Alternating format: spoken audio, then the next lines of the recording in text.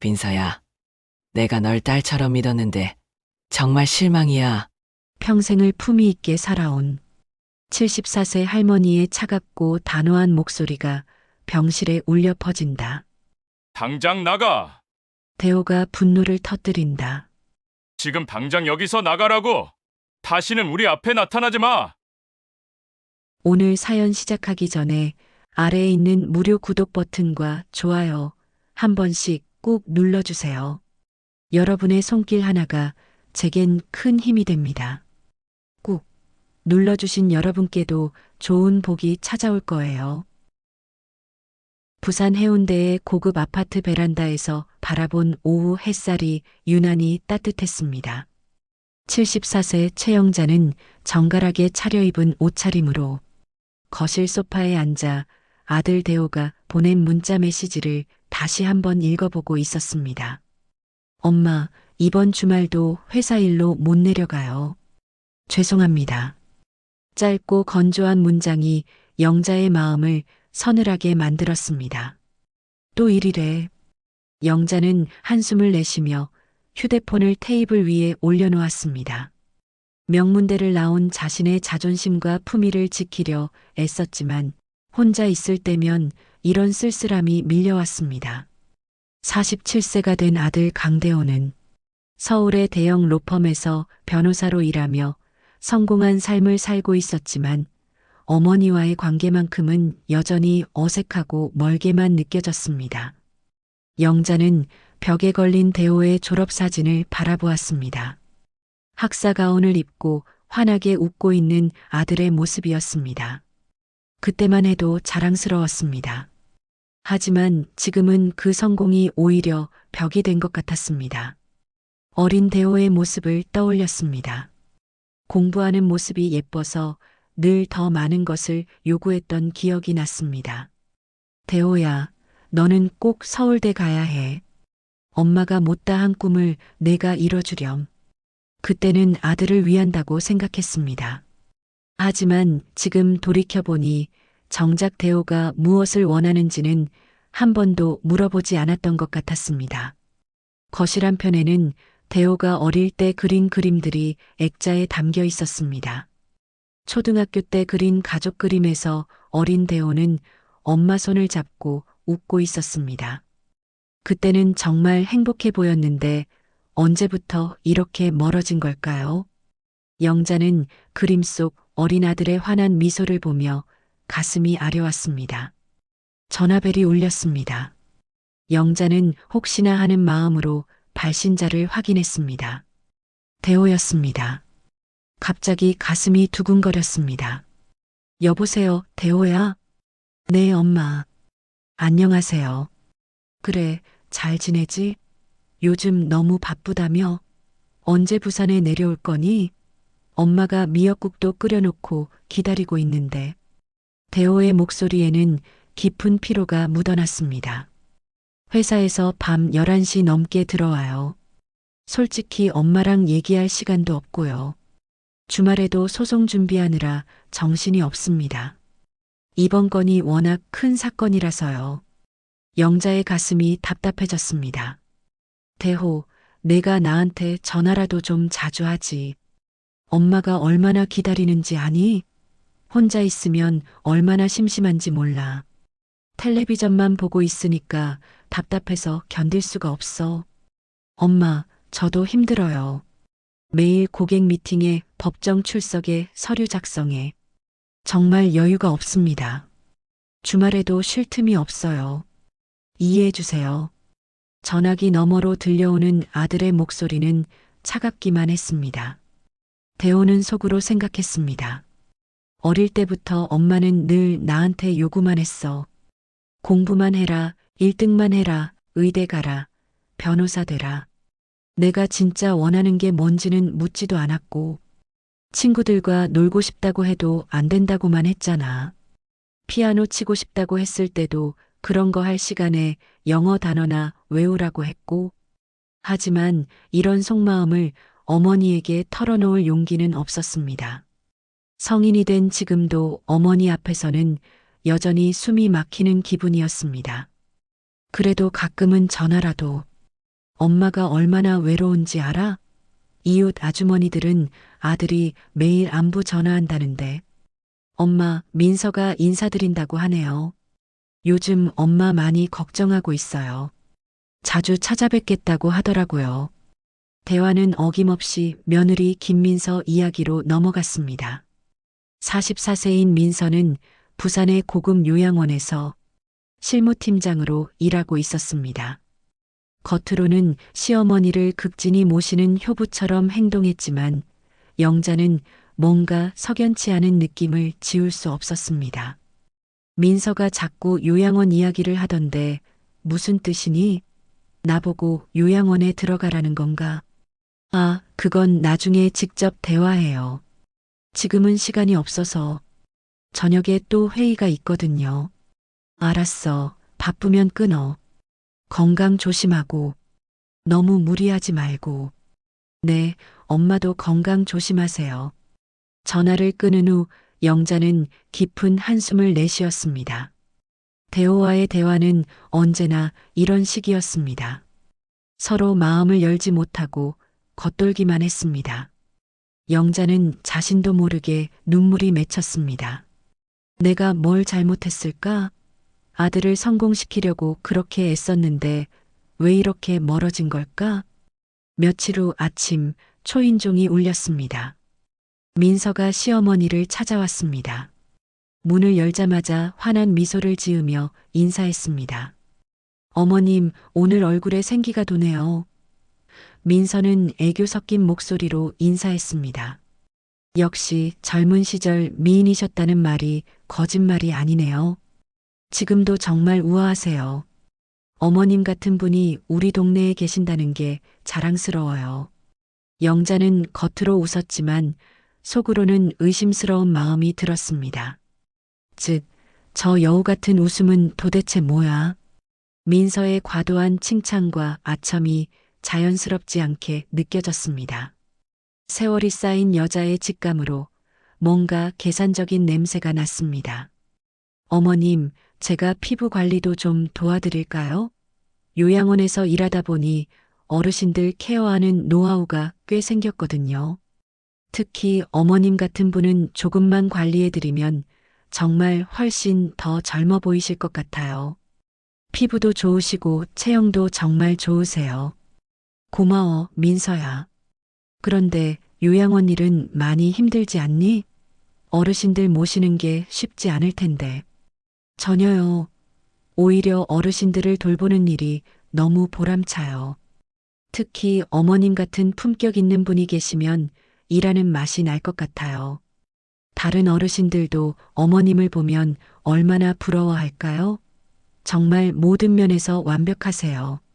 민서는 계속해서 영자를 치켜 세웠습니다. 어머님은 정말 복받을 일만 남으셨어요. 아들도 그렇게 잘 됐고 건강도 좋으시고 경제적으로도 여유 있으시고 이런 분이 몇이나 될까요?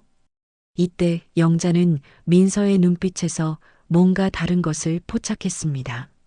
친절함 뒤에 숨어있는 계산적인 시선이었습니다.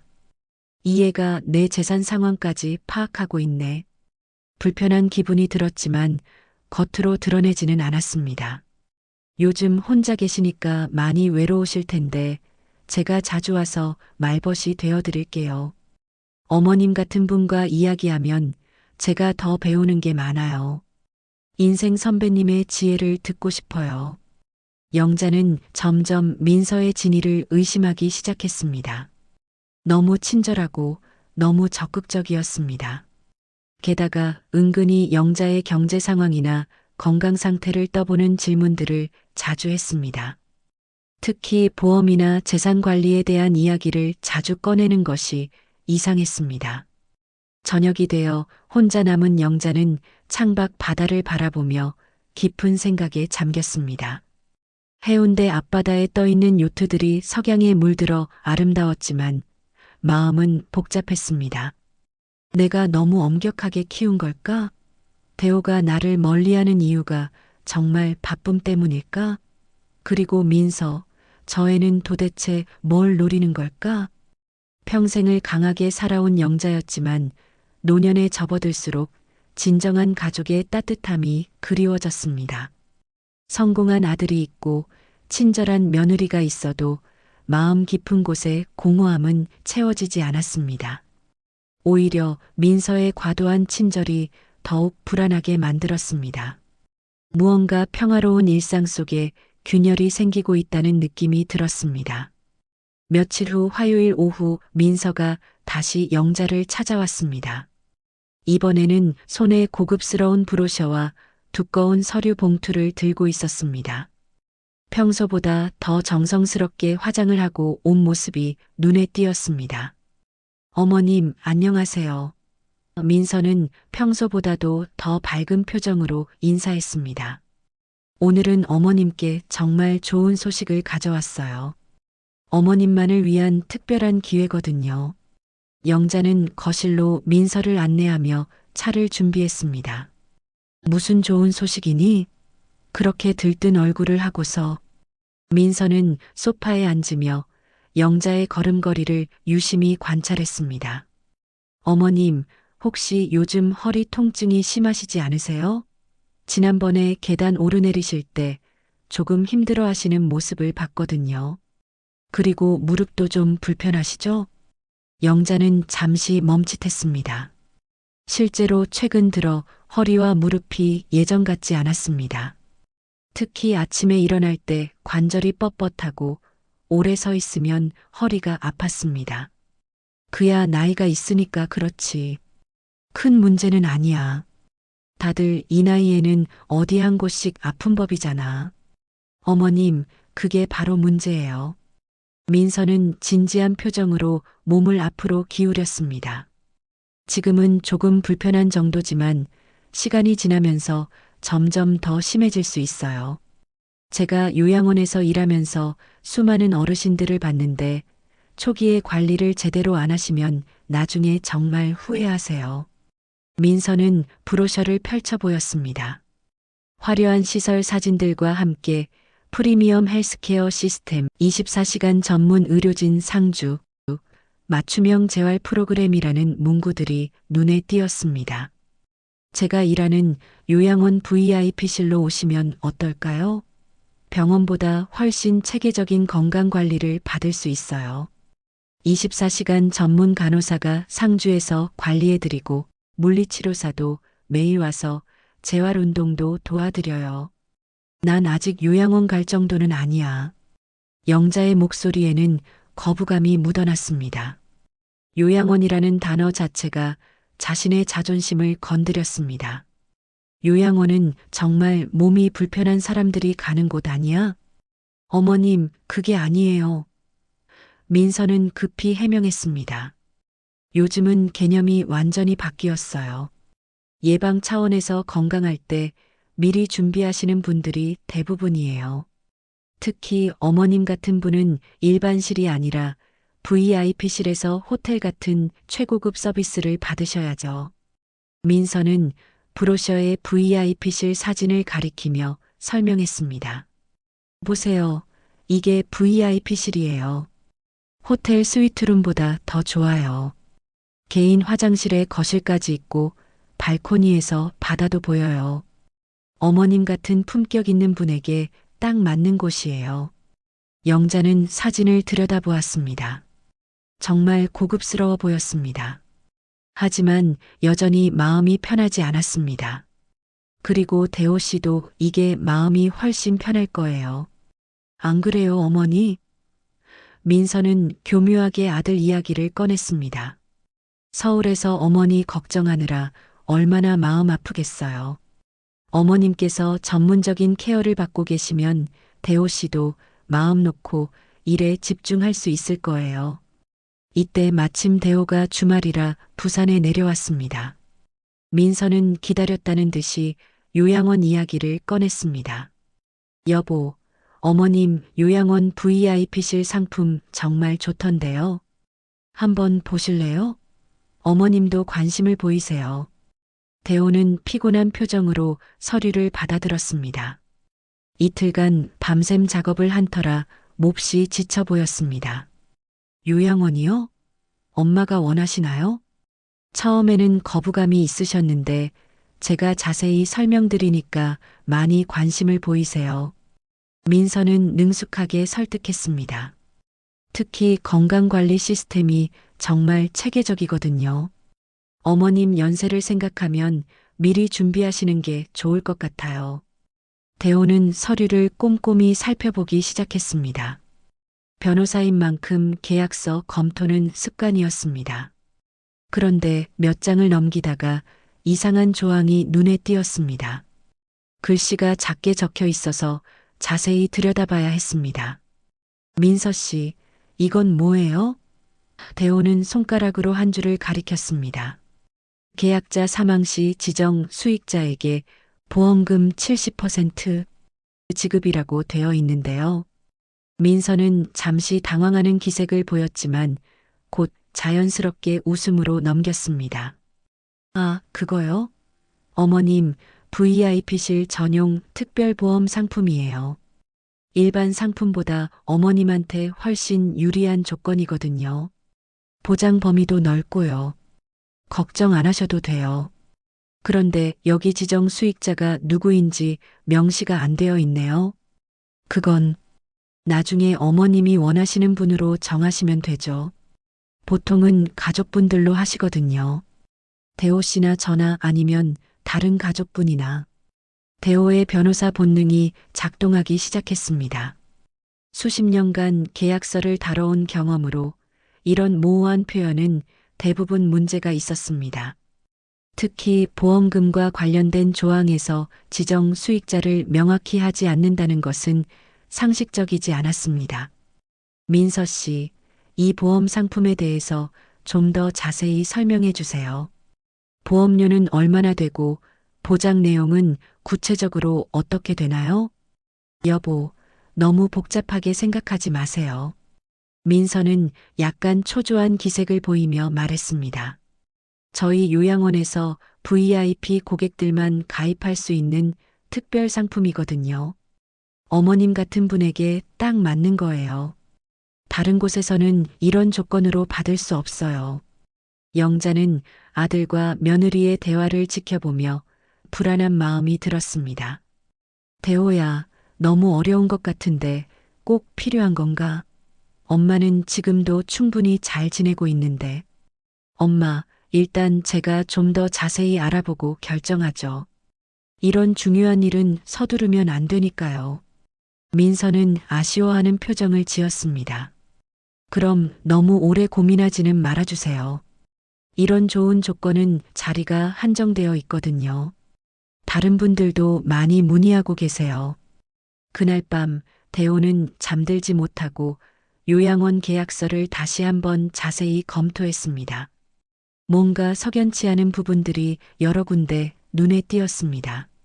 특히 보험금 관련 조항의 세부 내용이 지나치게 복잡하고 모호했습니다.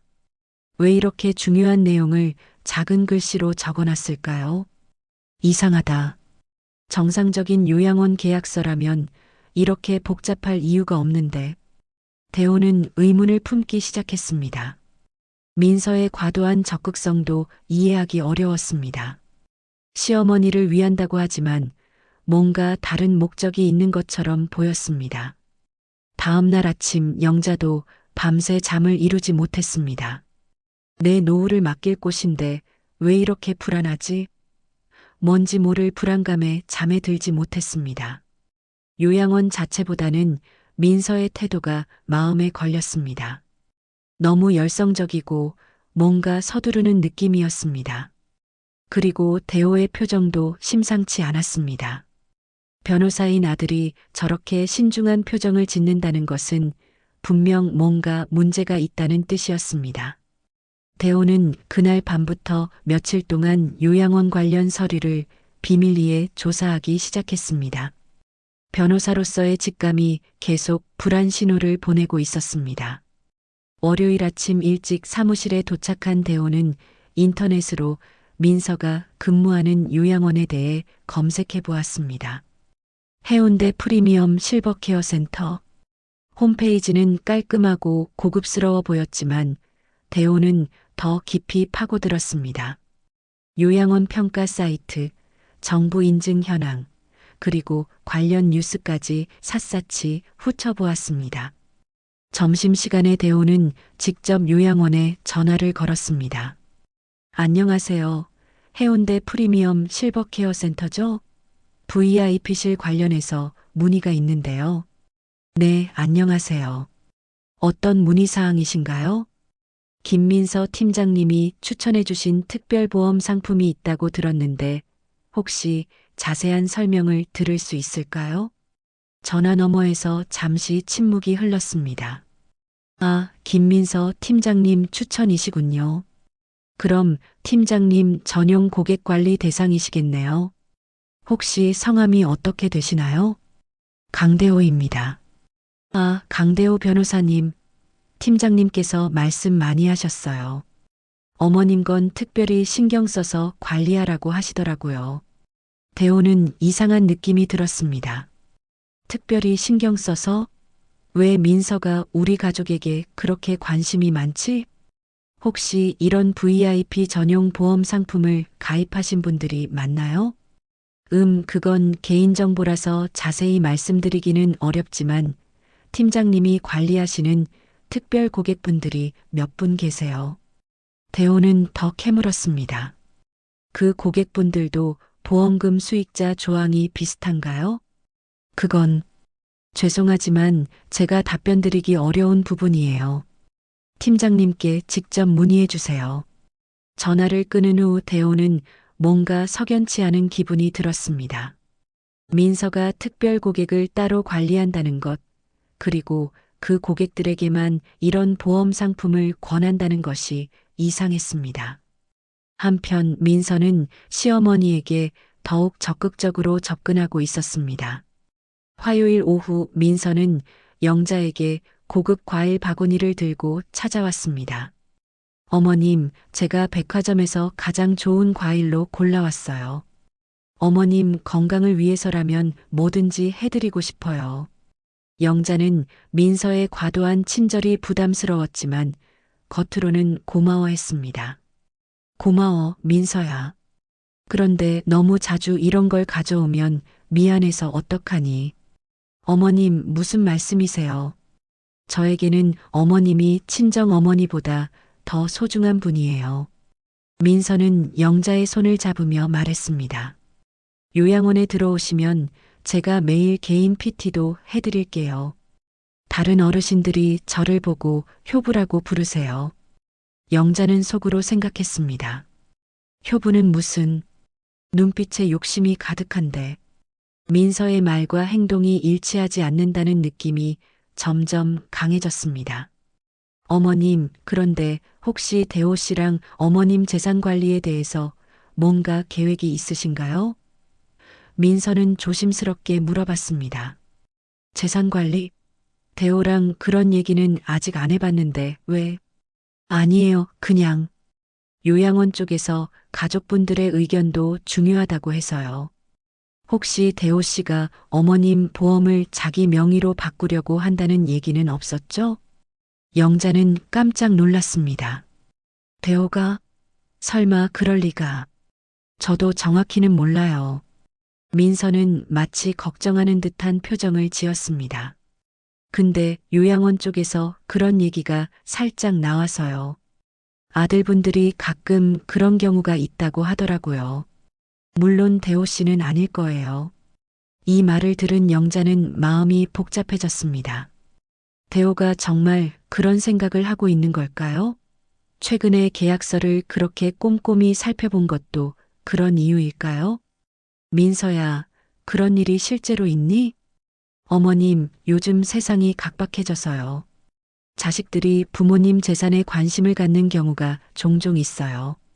하지만 어머님은 걱정 안 하셔도 돼요.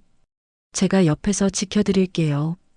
민서는 교묘하게 영자의 마음에 의심의 씨앗을 심고 있었습니다. 동시에 자신은 영자를 보호해주는 믿을 만한 사람이라는 인상을 주려고 했습니다. 그리고 어머님, 혹시 아시나요? 대호 씨가 최근에 다른 요양원들도 알아보고 있다더라고요. 저희 요양원 말고 다른 곳도 문의해보고 있는 것 같던데. 정말? 대호가 그런 얘기는 안 했는데. 아, 제가 괜한 말씀드린 것 같네요. 하지만 어머님, 저는 정말 어머님만 생각해서 하는 말이에요. 요양원 선택은 신중하게 하셔야 해요. 민서는 점점 더 교활하게 영자와 대호 사이를 이간질하고 있었습니다.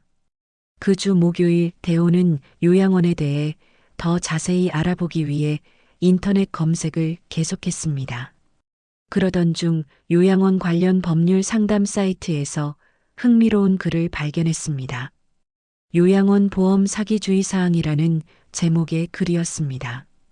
내용을 읽어보니 일부 요양원에서 고령자들을 대상으로 복잡한 보험 상품을 판매하면서 보험금 수익자를 임의로 변경하는 사례들이 소개되어 있었습니다.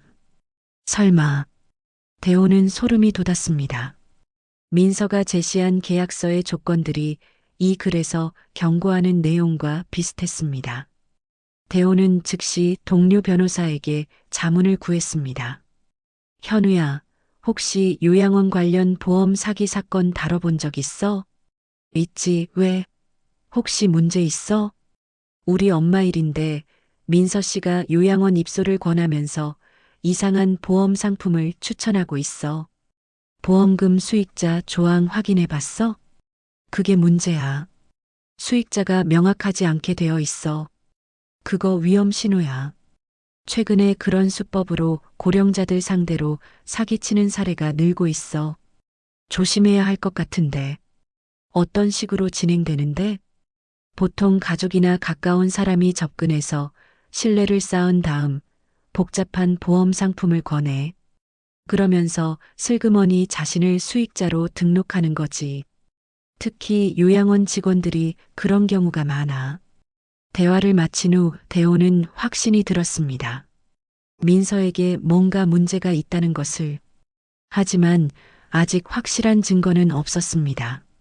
그리고 무엇보다 어머니가 민서를 의심하고 있다는 사실을 알면 어떤 반응을 보일지 걱정되었습니다. 금요일 저녁 대호는 부산에 내려가서 어머니와 대화를 나눠보기로 결심했습니다. 하지만 영자는 이미 민서의 말에 영향을 받은 상태였습니다. 대호야, 너 혹시 엄마 보험 같은 거에 관심 있니? 영자가 조심스럽게 물어봤습니다. 엄마, 왜 갑자기 그런 말씀을 하세요? 아니야, 그냥 궁금해서. 대호는 어머니의 표정에서 뭔가 이상한 기색을 감지했습니다. 분명 민서가 뭔가 말을 했을 것이었습니다. 어머니와 아들 사이의 신뢰에 균열이 생기기 시작한 것입니다. 엄마, 혹시 민서 씨가 뭔가 말씀드렸나요? 아니야, 그런 건 아니고. 그냥 궁금해서 물어본 거야. 하지만 영자의 표정은 평소와 달랐습니다. 뭔가 고민이 있어 보였고 대호를 바라보는 시선도 예전과 달랐습니다. 그날 밤 영자는 잠들지 못하고 생각에 잠겼습니다. 대호가 정말 내 보험에 관심이 있는 걸까? 아니면 민서가 괜한 걱정을 하게 만든 걸까? 평생을 함께 살아온 아들이지만 요즘은 무엇을 생각하는지 알기 어려웠습니다. 대호 역시 잠들지 못했습니다. 어머니의 태도가 변한 것이 분명했고 그 원인이 민서에게 있다는 것도 알 수 있었습니다. 하지만 성급하게 행동했다가는 상황이 더 악화될 수 있었습니다. 민서의 이중적인 모습이 점점 드러나고 있었지만 영자와 대호는 각각 다른 의심을 품고 있었습니다. 가족 간의 신뢰가 서서히 흔들리고 있었고 민서는 그 틈을 파고들고 있었습니다. 평화로웠던 가족에게 새로운 위기가 다가오고 있었습니다. 다음 주 월요일 대호는 민서의 정체를 파악하기 위해 본격적인 조사에 착수했습니다. 변호사로서 쌓아온 인맥을 총동원해서 요양원 업계의 내부 정보를 수집하기 시작했습니다. 그 과정에서 충격적인 사실을 알게 되었습니다. 대호는 먼저 요양원 규정을 담당하는 관청에 문의했습니다. 보건소 담당자와의 통화에서 놀라운 정보를 얻었습니다. 해운대 프리미엄 실버케어 센터요? 네, 저희가 관리하는 시설입니다. 그런데 최근에 보험 관련 민원이 몇 건 접수됐어요. 어떤 민원인가요? 김민서라는 직원이 어르신들에게 복잡한 보험 상품을 판매하면서 수익자 조항에 문제가 있다는 신고가 들어왔습니다. 현재 조사 중이에요. 대호의 심장이 빨리 뛰었습니다. 자신의 의심이 틀리지 않았다는 확신이 들었습니다. 그날 오후 대호는 직접 요양원에 가서 내부 문서를 확보하기로 결심했습니다. 변호사 신분을 내세워 법적 검토를 위한 자료 요청이라고 했습니다. 요양원 원장은 당황하면서도 거부할 수 없었습니다. 저희 고객의 법적 권익을 보호하기 위해 계약서 표준안을 검토해야 합니다. 김민서 팀장이 관리하는 특별 고객들의 계약 현황도 파악이 필요하고요. 대호가 요구한 서류를 받아본 순간 그는 경악을 금할 수 없었습니다. 민서는 이미 다른 고령자 3명의 보험금 수익자로 등록되어 있었습니다. 그중 한 명인 78세 박모 씨는 지난달에 사망했고 보험금 2억 원이 민서의 계좌로 입금된 기록이 있었습니다. 이건 완전한 사기다. 대호는 분노가 치밀어 올랐습니다. 민서가 체계적으로 고령자들을 노리고 있었던 것입니다. 한편 민서는 영자에게 더욱 적극적으로 접근하고 있었습니다. 화요일 저녁 민서는 영자에게 고급 한정식을 사들고 왔습니다. 어머님, 오늘은 제가 특별한 저녁을 준비했어요. 어머님께서 좋아하실 만한 음식으로 골라왔어요. 영자는 민서의 과도한 친절이 점점 부담스러워졌습니다. 민서야, 이렇게 자주 오면 너만 힘들어. 그리고 이런 비싼 음식까지. 어머님, 무슨 말씀이세요? 어머님은 저에게 정말 소중한 분이에요. 민서는 영자의 어깨를 살짝 주무르며 말했습니다. 그런데 어머님, 혹시 대호 씨가 최근에 이상한 행동을 하지 않았어요? 이상한 행동? 무슨 뜻이야? 아니에요, 그냥. 요양원 쪽에서 대호 씨가 다른 곳에도 문의를 많이 하고 있다고 하더라고요. 그리고 어머님 재산 관련해서도 여러 가지 알아보고 있다던데. 영자의 표정이 어두워졌습니다. 정말? 대호가 그런 얘기는 나한테 안 했는데. 민서는 기회를 놓치지 않았습니다. 어머님, 혹시 대호 씨가 어머님한테 서류에 도장 찍어달라고 한 적 있어요? 아니, 그런 건 없었어. 다행이에요. 요즘 자식들이 부모님 모르게 재산을 정리하는 경우가 있거든요. 특히 변호사들은 법적인 절차를 잘 아니까 더 교묘하게 할 수 있어요. 이 말을 들은 영자는 깊은 충격을 받았습니다. 자신의 아들이 그런 일을 할 리 없다고 생각했지만 민서의 말이 계속 마음에 걸렸습니다. 민서야, 너는 왜 이런 얘기를 나한테 하는 거니?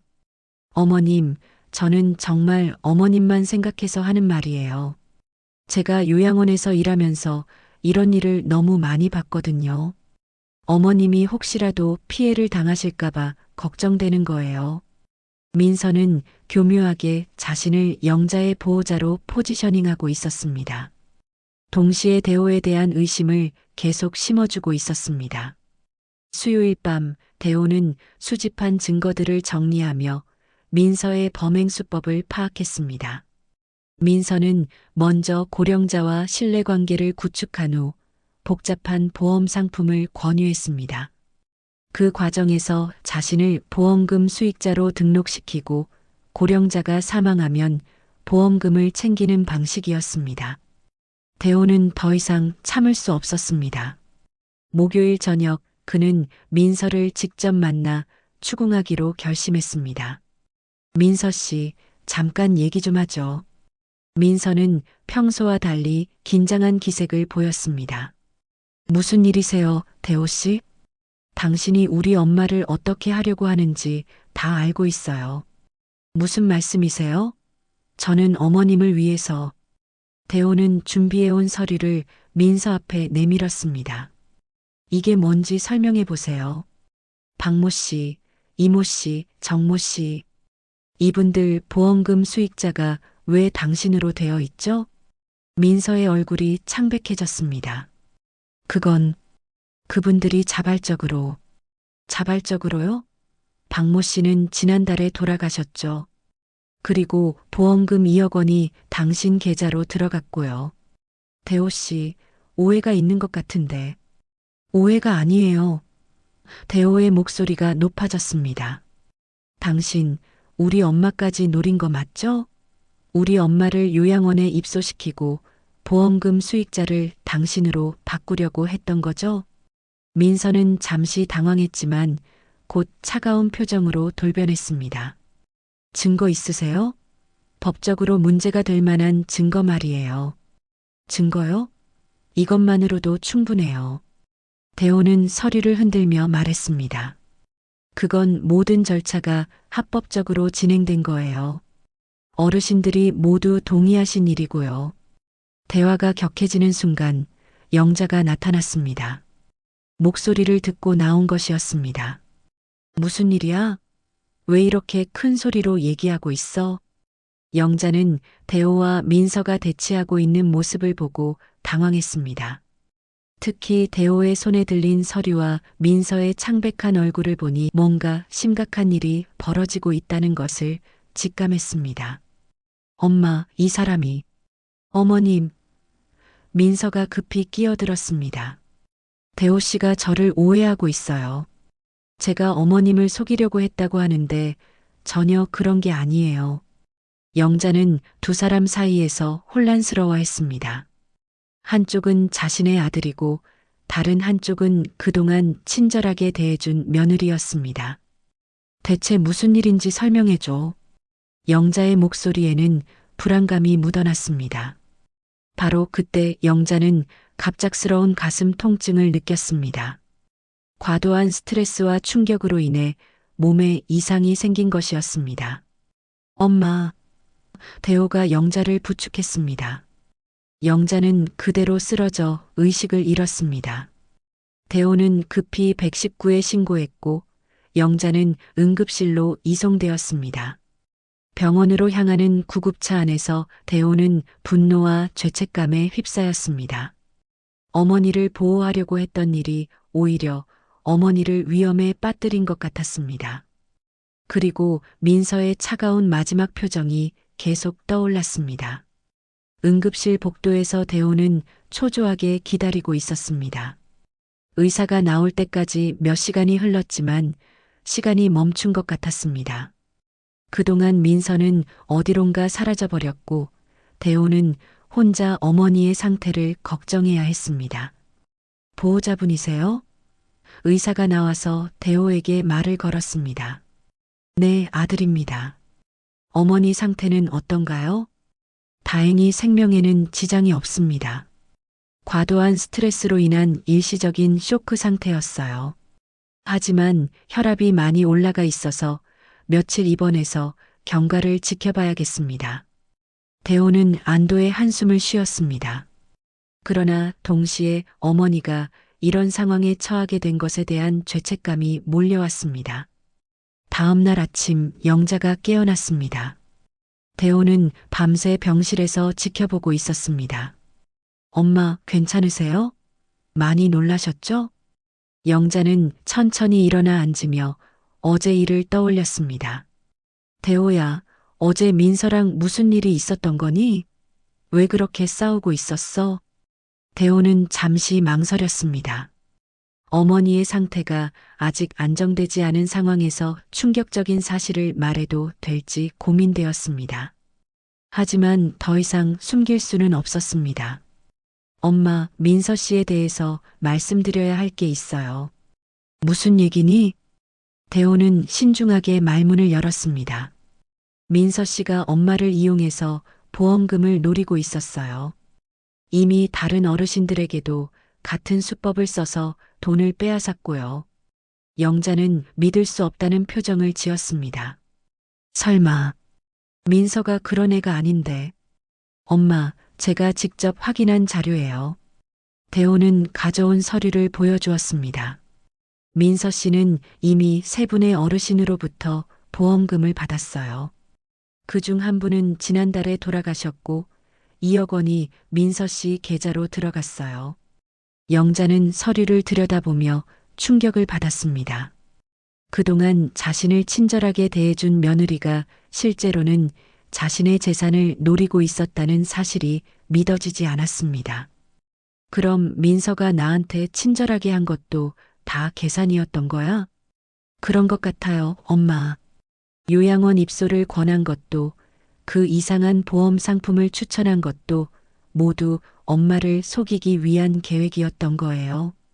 영자는 깊은 한숨을 내쉬었습니다. 내가 그렇게 속기 쉬운 사람으로 보였나 보구나. 엄마 잘못이 아니에요. 민서 씨가 너무 교활했던 거죠. 그때 영자는 또 다른 충격적인 사실을 깨달았습니다. 그럼 민서가 나한테 한 얘기들, 내가 내 재산에 관심이 있다고 한 말도 거짓말이었던 거구나. 대호는 놀랐습니다. 엄마, 민서 씨가 그런 말을 했나요?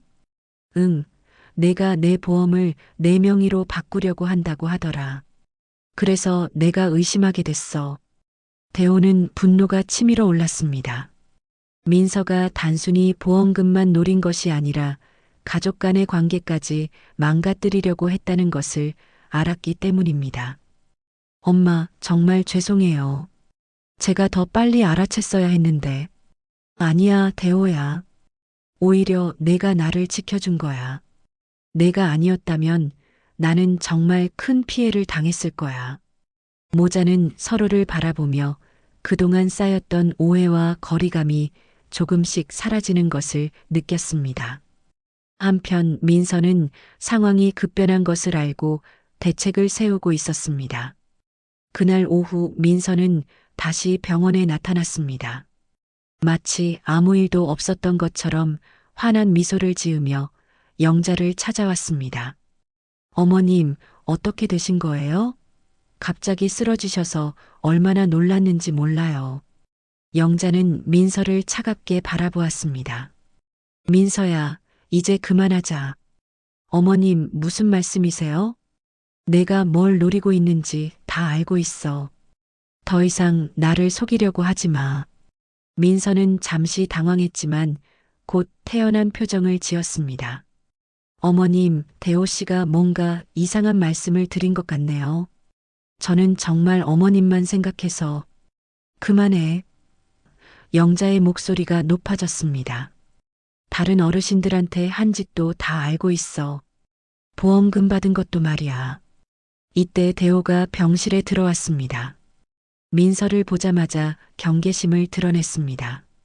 여기서 뭐 하고 있는 거예요? 대호 씨, 저는 어머님이 걱정돼서. 이제 그만 가세요. 더 이상 우리 가족에게 접근하지 마세요. 민서는 마지막 시도를 해보았습니다. 어머님, 저를 믿어주세요. 대호 씨가 저에 대해 오해하고 있어요. 하지만 영자는 단호했습니다. 민서야, 내가 널 딸처럼 믿었는데 정말 실망이야. 민서의 얼굴에서 가면이 벗겨지기 시작했습니다. 더 이상 친절한 며느리의 모습이 아니었습니다. 어머님, 후회하실 거예요. 대호 씨 말만 믿으시면. 나가. 대호가 단호하게 말했습니다. 지금 당장 나가라고. 다시는 우리 앞에 나타나지 마. 민서는 마지막으로 영자를 바라보았습니다. 그 눈빛에는 분노와 원망이 섞여 있었습니다. 좋아요. 하지만 이게 끝이 아니에요. 민서가 나간 후 병실에는 정적이 흘렀습니다. 영자와 대호는 서로를 바라보며 그동안 겪었던 일들을 정리하고 있었습니다. 엄마, 이제 정말 안전해요. 민서 씨는 더 이상 우리를 괴롭히지 못할 거예요. 고마워, 대호야. 내가 없었다면 어떻게 됐을지. 영자는 아들의 손을 잡았습니다. 오랜만에 느끼는 따뜻함이었습니다. 엄마, 그동안 제가 소홀했죠. 앞으로는 자주 연락드리고 더 자주 내려올게요. 아니야, 내가 바쁜 거 아는데. 그냥 가끔씩 안부만 묻어도 돼. 아니에요. 이번 일로 깨달았어요. 가족이 얼마나 소중한지 말이에요. 모자는 서로 품에 안기며 그동안 쌓였던 서운함과 오해를 털어냈습니다. 하지만 민서의 마지막 말이 계속 신경 쓰였습니다. 이게 끝이 아니다라는 말이 무슨 뜻일까요? 대호는 민서가 쉽게 포기하지 않을 것이라는 걸 직감했습니다. 앞으로 더 큰 위기가 올 수도 있다는 불안감이 들었습니다. 하지만 이제는 어머니와 함께 맞설 수 있다는 믿음도 생겼습니다. 영자 역시 비슷한 생각을 하고 있었습니다. 민서의 차가운 마지막 표정이 잊혀지지 않았습니다. 하지만 이제는 혼자가 아니었습니다. 아들이 곁에 있었고 서로를 믿을 수 있게 되었습니다. 병실 창밖으로 부산 바다가 보였습니다. 파도가 잔잔하게 밀려오고 있었지만 폭풍 전의 고요함 같은 느낌이 들었습니다. 영자가 태어난 지 일주일이 지났습니다. 그동안 대호는 서울 일을 정리하고 부산에서 어머니와 함께 지내며 상황을 주시하고 있었습니다. 민서가 이게 끝이 아니다라고 한 말이 계속 마음에 걸렸기 때문입니다. 평소 같으면 벌써 서울로 올라갔을 텐데 이번만큼은 어머니 곁을 떠날 수 없었습니다. 그날 오후 대호는 어머니와 함께 거실에서 차를 마시며 대화를 나누고 있었습니다. 창밖으로 보이는 해운대 바다는 평온해 보였지만 두 사람의 마음은 여전히 불안했습니다. 엄마, 이제 정말 괜찮으시죠? 몸은 어떠세요? 어지럽거나 가슴이 답답하지는 않으세요? 응, 많이 좋아졌어. 내가 옆에 있으니까 마음도 편하고. 그런데 대호야, 너 때문에 미안해. 이렇게 서울 일을 미뤄두고 있으니 말이야. 영자는 아들이 자신을 위해 서울 일을 뒤로 미루고 있다는 것을 알고 있었습니다. 대형 로펌에서 일하는 변호사가 일주일 넘게 자리를 비운다는 것이 얼마나 큰 일인지 짐작할 수 있었습니다. 고마우면서도 미안한 마음이 들었습니다. 대호야, 너 정말 서울 올라가야 하는 거 아니야? 회사에서 연락 많이 올 텐데. 나는 이제 괜찮으니까 올라가도 돼. 아니에요, 엄마. 지금은 엄마가 더 중요해요. 회사 일은 나중에 해도 되고 동료들이 대신 처리해주고 있어요. 엄마 안전이 확실해질 때까지는 여기 있을 거예요. 대호는 정말로 어머니가 소중하다는 것을 이번 일을 통해 깨달았습니다. 그동안 일에만 매달려서 정작 중요한 것들을 놓치고 살았다는 생각이 들었습니다. 어머니의 외로움을 제대로 헤아리지 못했던 자신이 부끄러웠습니다. 바로 그때 집 앞에서 경찰차 소리가 들렸습니다. 사이렌 소리는 아니었지만 엔진 소리가 또렷하게 들렸습니다. 대호와 영자는 동시에 창문으로 내다보았습니다. 경찰차 한 대가 아파트 입구에 주차되어 있었고 경찰관 2명이 아파트 입구 쪽에서 경비원과 이야기하고 있었습니다. 무슨 일일까? 혹시 우리 때문인가?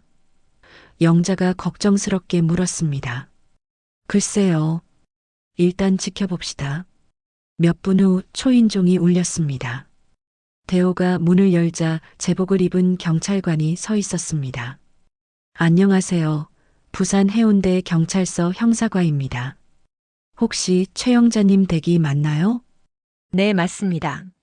무슨 일이신가요? 김민서 씨 관련해서 몇 가지 확인하고 싶은 게 있어서 찾아왔습니다. 잠깐 시간 내주실 수 있을까요? 대호는 긴장하며 경찰관을 거실로 안내했습니다. 영자도 불안한 표정으로 소파에 앉았습니다.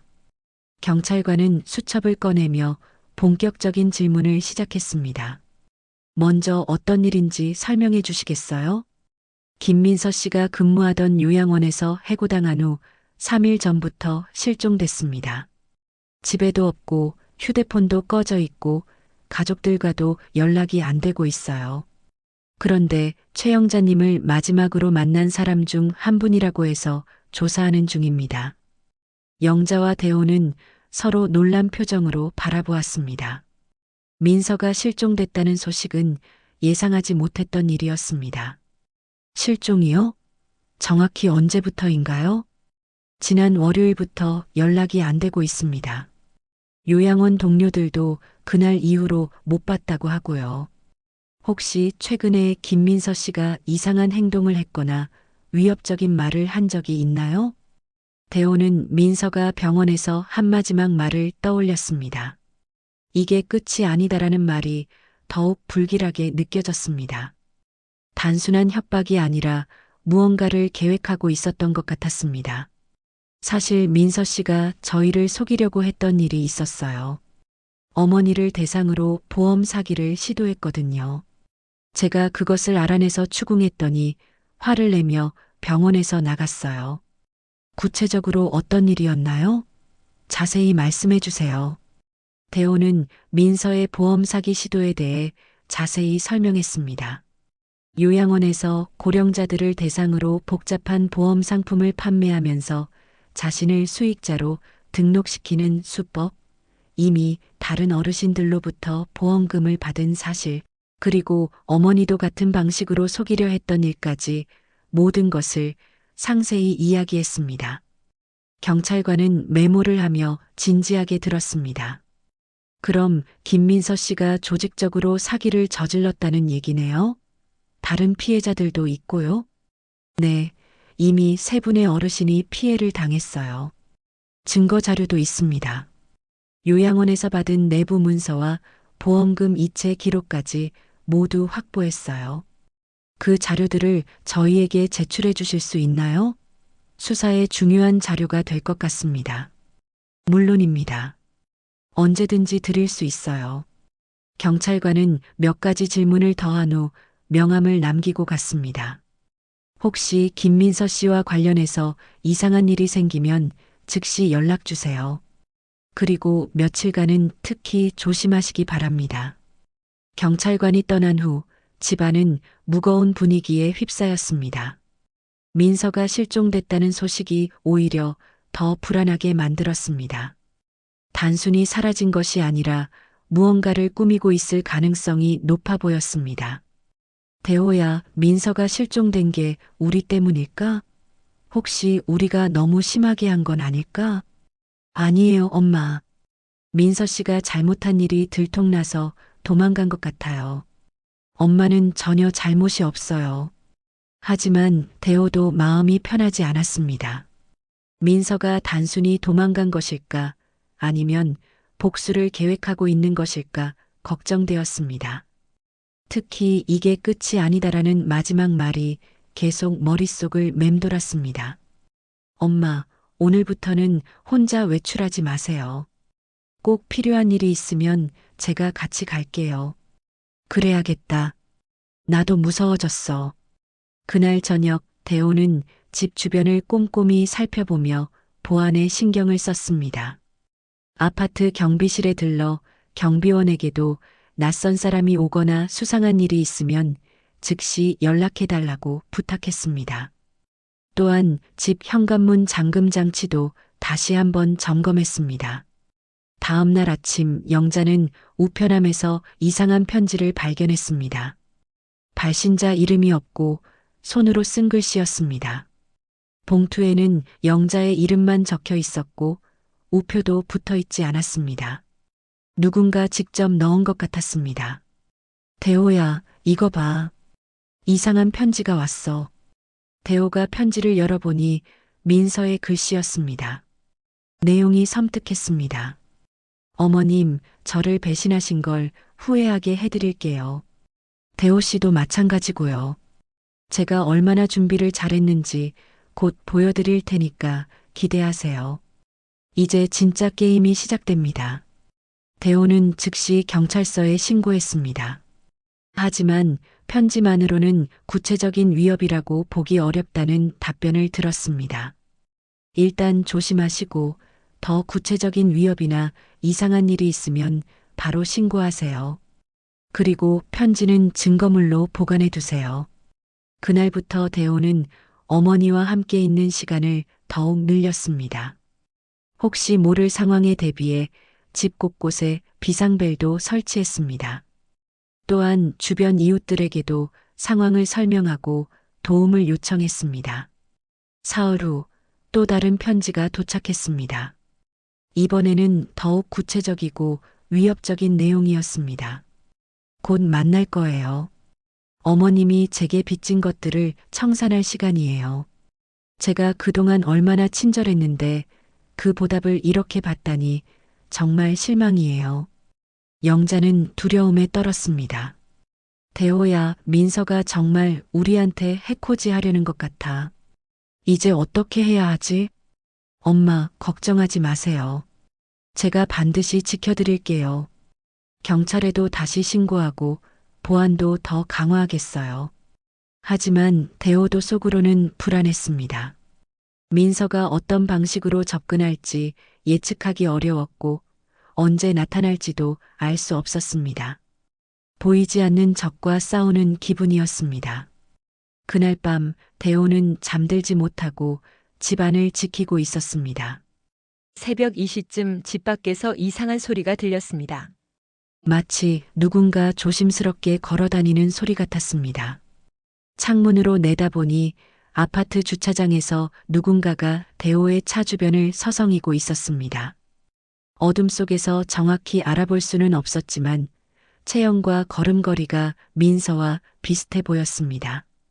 대호는 조심스럽게 밖으로 나가려고 했지만 그 순간 그림자는 재빨리 사라져버렸습니다. 마치 대호가 보고 있다는 것을 알았다는 듯이 말입니다.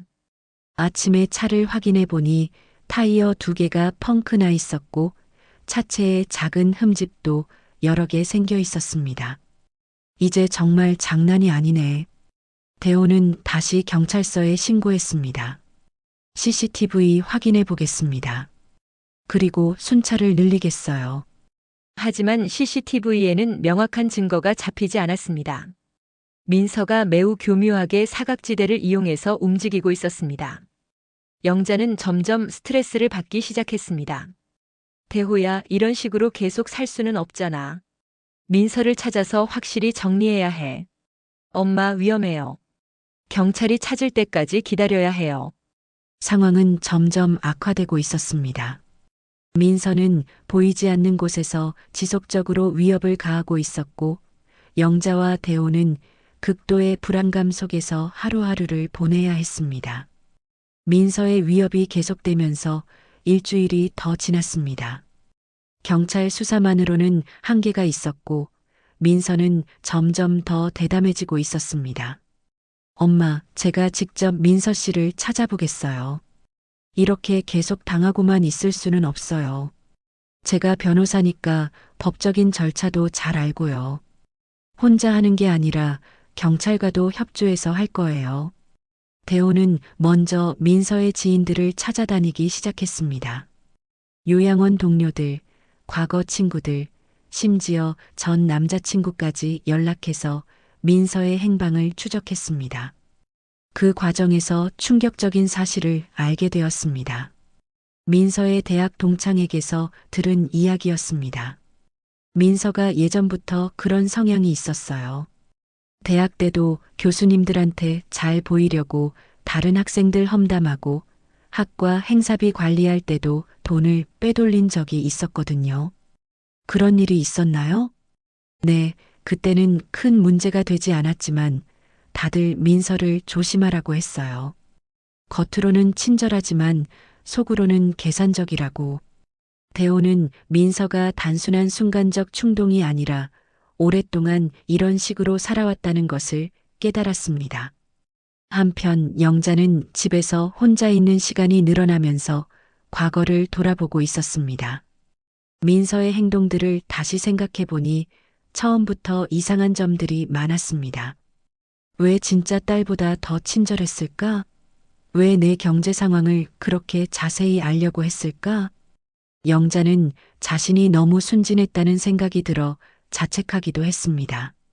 하지만 동시에 분노도 치밀어 올랐습니다. 자신의 외로움을 이용해서 속이려 했다는 것이 용서할 수 없었습니다. 그날 오후 대호가 중요한 정보를 가지고 집에 돌아왔습니다. 엄마, 민서 씨 위치를 찾았어요. 정말? 어디에 있대? 부산 외곽의 모텔에 숨어 있다고 해요. 민서 씨 지인이 제보해 줬어요. 내일 경찰과 함께 가서 체포할 예정이에요. 영자는 안도의 한숨을 쉬었습니다. 드디어 끝나는구나. 하지만 그들의 안도감은 오래가지 못했습니다. 그날 밤 11시쯤 집 전화가 울렸습니다. 발신자 표시에는 번호 표시 제한이라고 나와 있었습니다. 대호가 전화를 받았습니다. 여보세요? 대호 씨, 오랜만이네요.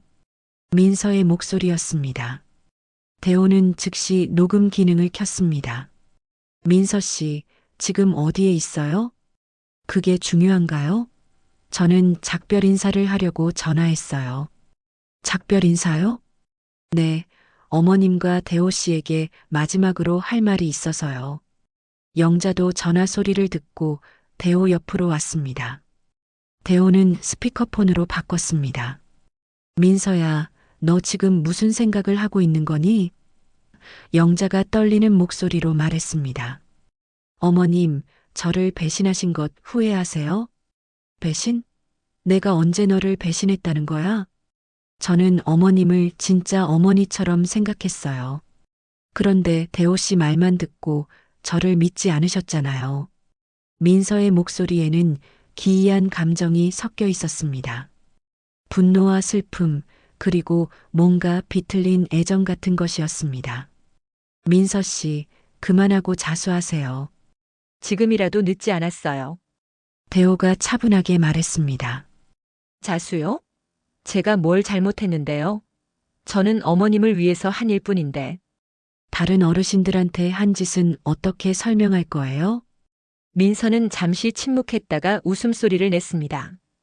그분들은 외로우셨어요. 제가 마지막까지 옆에서 돌봐드렸는걸요. 소름 끼치는 말이었습니다. 민서는 자신의 행동을 전혀 잘못되었다고 생각하지 않고 있었습니다. 어머님, 마지막으로 묻겠어요. 정말 저를 용서할 수 없나요? 영자는 단호하게 대답했습니다. 민서야, 내가 한 일은 용서받을 수 없어. 이제 그만 정신 차리고 자수해라. 알겠어요. 그럼 제가 준비한 선물을 받아보세요. 선물이 뭐예요? 곧 알게 될 거예요. 전화가 끊어졌습니다. 대호와 영자는 불안한 표정으로 서로를 바라보았습니다. 선물이 뭘까요? 영자가 걱정스럽게 물었습니다. 모르겠어요.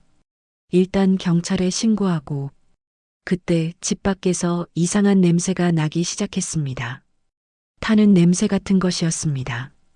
대호가 창문을 열어보니 아파트 1층 주차장에서 연기가 올라오고 있었습니다. 자신의 차에서 불길이 치솟고 있었습니다. 불이야. 대호가 소리쳤습니다. 급히 119에 신고했지만 차는 이미 반쯤 타버린 상태였습니다. 다행히 다른 차로 불이 번지지는 않았습니다. 소방관들이 진화 작업을 하는 동안 경찰도 현장에 도착했습니다. 방화 가능성이 높아 보입니다. 차량 주변에서 인화성 물질 흔적이 발견됐어요. 대호는 민서의 마지막 말을 경찰에게 전했습니다. 이제 더 이상 단순한 위협이 아니었습니다. 실제로 범죄 행위가 시작된 것입니다. 즉시 수사팀을 투입하겠습니다. 그리고 당분간 보호 조치를 취하겠어요. 그날 밤 경찰 보호하에 영자와 대호는 임시 숙소에서 지내야 했습니다. 엄마, 무서우시죠? 응, 무서워. 하지만 내가 옆에 있어서 다행이야. 이제 곧 끝날 거예요. 민서 씨가 이렇게 나오면 경찰도 더 적극적으로 수사할 거예요. 하지만 대호는 속으로 걱정이 많았습니다. 민서가 이미 선을 넘어버렸다는 것이 분명했습니다. 다음에는 어떤 일을 저지를지 예측할 수 없었습니다. 영자도 비슷한 생각을 하고 있었습니다. 민서가 이렇게까지 할 줄은 몰랐어. 정말 위험한 애였구나. 하지만 이제는 뒤로 물러설 수 없었습니다. 민서와의 마지막 대결이 다가오고 있었고, 이번에는 반드시 끝장을 내야 했습니다. 경찰의 수사망은 점점 좁혀지고 있었고, 민서의 도주처도 거의 파악된 상태였습니다. 내일이면 모든 것이 결판날 것 같았습니다. 다음 날 아침 경찰로부터 중요한 연락이 왔습니다. 민서가 드디어 발견되었다는 소식이었습니다. 부산 외곽 모텔에서 김민서를 발견했습니다. 현재 체포 작업을 진행 중이에요. 대호는 안도의 한숨을 쉬었습니다. 드디어 끝나는군요. 하지만 1시간 후 경찰로부터 예상치 못한 연락이 왔습니다. 죄송합니다. 김민서가 체포 직전에 도주했습니다. 하지만 포위망을 좁혔으니 곧 잡을 수 있을 거예요. 영자는 실망스러운 표정을 지었습니다. 언제까지 이런 식으로 살아야 하는 거니? 오후 2시쯤 영자와 대호가 임시 숙소에서 점심을 먹고 있을 때 또다시 전화가 울렸습니다. 이번에도 민서였습니다. 어머님, 저예요. 영자가 전화를 받았습니다. 민서야, 이제 그만해라. 내가 무슨 짓을 해도 소용없어. 어머님, 저와 단둘이 만나주세요. 뭐라고? 마지막으로 어머님과 이야기하고 싶어요. 해운대 해수욕장 동백섬에서 오후 5시에 만나요. 절대 안 돼. 대호가 소리쳤습니다. 대호 씨는 오면 안 돼요. 어머님 혼자만 오세요. 그렇지 않으면 어머님도 제가 뭘 할지 아시죠? 전화가 끊어졌습니다. 영자와 대호는 당황했습니다. 엄마, 절대 가시면 안 돼요. 너무 위험해요. 하지만 민서가 무슨 짓을 할지 몰라. 이대로 계속 도망 다닐 수는 없잖아. 대호는 즉시 경찰에 신고했습니다. 경찰은 동백섬 주변에 잠복 인력을 배치하고 영자에게 소형 발신기를 착용하게 했습니다. 절대 혼자 가시면 안 됩니다. 저희가 멀리서 지켜보겠어요. 오후 4시 30분 영자는 떨리는 마음으로 동백섬으로 향했습니다. 대호는 경찰과 함께 멀리서 상황을 지켜보기로 했습니다. 동백섬 끝자락에 도착한 영자는 민서를 발견했습니다. 민서는 바다를 바라보며 서 있었습니다. 예전의 깔끔한 모습과는 달리 머리는 헝클어져 있었고 옷차림도 지저분했습니다. 민서야. 민서가 돌아보았습니다. 그 얼굴에는 이제 가면 같은 미소가 없었습니다. 지친 표정과 원망 가득한 눈빛만이 있었습니다. 어머님 와주셨네요. 민서야, 이제 그만하자. 너도 힘들잖아. 힘들다고요? 민서가 비웃었습니다. 저는 어머님을 진짜 가족처럼 생각했어요. 친정 어머니보다 더 소중하게 여겼는데. 그래, 나도 너를 좋아했어. 하지만 내가 한 일은 잘못된 거야. 잘못된 게 뭐예요? 저는 어머님을 위해서 한 거라고요. 민서의 목소리가 높아졌습니다. 다른 어르신들도 마찬가지예요. 외로우신 분들을 제가 돌봐드린 거예요. 그분들은 저를 고마워했어요. 영자는 민서가 정말로 자신의 행동을 정당하다고 믿고 있다는 것을 깨달았습니다. 그것이 더욱 슬펐습니다. 민서야, 너는 우리를 이용한 거야. 돈을 위해서 말이야. 돈요? 민서가 울음 섞인 목소리로 말했습니다. 저는 돈이 필요했어요. 제가 얼마나 힘들게 살았는지 아세요? 부모님도 없고 혼자서 모든 걸 해결해야 했어요. 그래도 그런 식으로 하면 안 되는 거였어.